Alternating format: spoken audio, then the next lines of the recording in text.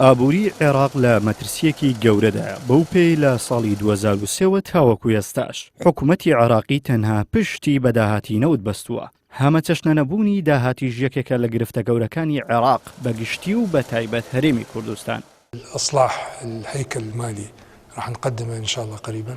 هەر بۆیە وەزیری دارایی ئەم ڕاستیە ناشارێتەوە و دەڵێت سیاسەتی ئابووری عێراق کێشەی تێدایە و بێچارەسەرکردنی ئەم کێشانەش کێشە لە موچەی مانگانەی داهاتی فەرمانبەران دروست دەبێت. عەلی عەلاوی وەزیری دارایی عێراق وتیشی سێشەممەی داهاتوو پرۆژەی چاکسازی ئابووری پێشکەشی ئەنجومەنی وەزیران دەکرێت کە چەندین کێشەی ئابووری تێدا دەستنیشان کراوە و دەژڵێت ئەم چاکسازیە قورسە بەڵام هیچ بژاردەیەکی دیکەمان نییە. وەزیری دارایی عێراق وتیشی داهاتی نەوت تا کۆتایی ساڵ لە 15 تریلیۆن تێپەڕ نابێت و تەنها بۆ دابینکردنی موچەی خانەنشینانی عێراقیش پێویستمان بە تریلیۆنێک و 200 ملیار دینار هەیە.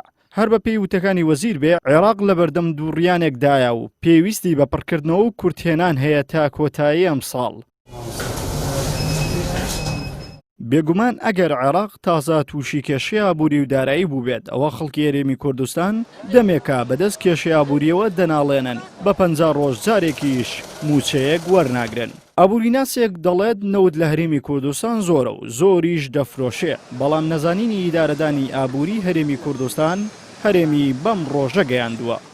ئابووری هەرێمی کوردستان ئێستا لە دۆخەکی باشدایە بەڵام ئیدارەدانی ئابووری هەرێم لە دۆخەکی خراپدا بەرەو هەڵدێر و داڕخاین دەباتن. بەردامبوونی ئیدارە خراپە دۆخی ئابووری خراپتر دەکا لە ئەنجام دۆخی خەڵک و بار و گوزەرانی خەڵک بەرەو خراپتر دەڕوە. ئاساییە پشت بە نەوت بەستیم بەڵام بە ئیدارەکی باشتر بە دووبارە چاوخشانەوە بەو عەقدانەی کە لەگەڵ شەریکاتەکان کرایە بەون ڕێژەیە کە هەرێم وەری دەگری دەکرێت زۆر ئاساییە بەڵام دەکرێت لە ماوەیەکی کورتخایەن بی لە ماوەی درێژخایەن هیچ مەزالتیدانی دەبی سەرچاوەکانی داهات زۆر بکرێت. عێراق دوای ڕوخانی ڕژێمی بەعس و تا ئێستاش بەهۆی کێشە ناوخۆیی و تایفیەکان نەیتوانیوە ئابووریەکی بەهێز دروست بکات بۆیە هەر لە دابەزینێکی نرخی نەوت بەدەست کێشە ئابووریەکانەوە دەناڵێنێت. بۆیە چاوەڕوان دەکرێت ئەگەر ئابووری عێراق بەم شێوەیە بێت و هەرێمیش داهاتەکانی خۆی تەسلیم نەکات ئیتر هیچ بەشە بودجەیەک لە عێراقەوە بۆ هەرێم نەیەت. عیمران ئەمیر کەناڵی ئاسمانی پێام هەولێر.